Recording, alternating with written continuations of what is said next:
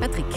Vincent Hervouette, le Premier ministre irakien, est à Paris pour parler de tout, mais surtout pas des Kurdes. Oui, fin août, le ministre des Affaires étrangères, Jean-Yves Le Drian, et celui ou celle des armées, Florence Parly, ont passé ensemble le week-end à Bagdad. La capitale irakienne n'est pas glamour, mais à deux, c'est mieux. Au Moyen-Orient, la diplomatie sans la défense, c'est comme un orchestre sans instrument, on a du mal à se faire entendre. Or, la France a quelque chose à dire aux Irakiens d'urgent.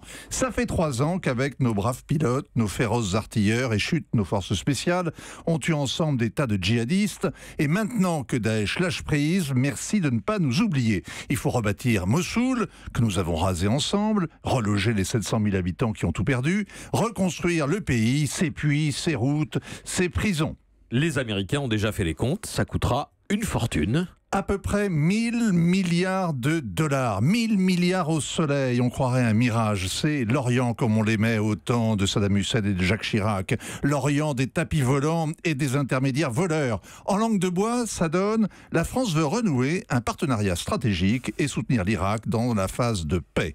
À l'Élysée, quelqu'un préfère parler sans arabesque. C'est une grave erreur. Qu'a dit la présidence ?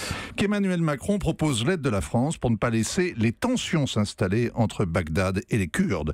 Les Kurdes, vous le savez, viennent de faire un référendum à la catalane, 93% pour l'indépendance. Leur leader Barzani hésite à franchir le Rubicon. Et pour le laisser réfléchir en paix, eh bien, l'Irak et ses voisins lui imposent un blocus aérien. Comme ça, Barzani n'est pas dérangé par le bruit. Et s'il n'y réfléchit pas en paix, eh bien, il aura la guerre. Les Français soutiennent les Kurdes depuis qu'ils sont autonomes, depuis 25 ans. Ils sont bien placés pour servir de médiateurs, sauf qu'il ne fallait pas le dire.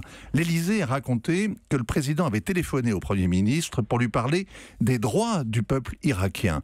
L'autre a aussitôt démenti en fureur. Pas question de laisser dire qu'un étranger lui fait la leçon ou que les Kurdes auraient des droits. Les droits du peuple kurde, en l'occurrence. Ouais. Morale de la gaffe, eh bien, un diplomate peut tout trahir, ses amis kurdes ou ses amis catalans, mais il ne doit jamais trahir ses sentiments. Cette leçon vaut bien un fromage à 1000 milliards. Vincent Hervouette. Hélène ? Parler clair en langage diplomatique, ça s'appelle une gaffe, une bourde ?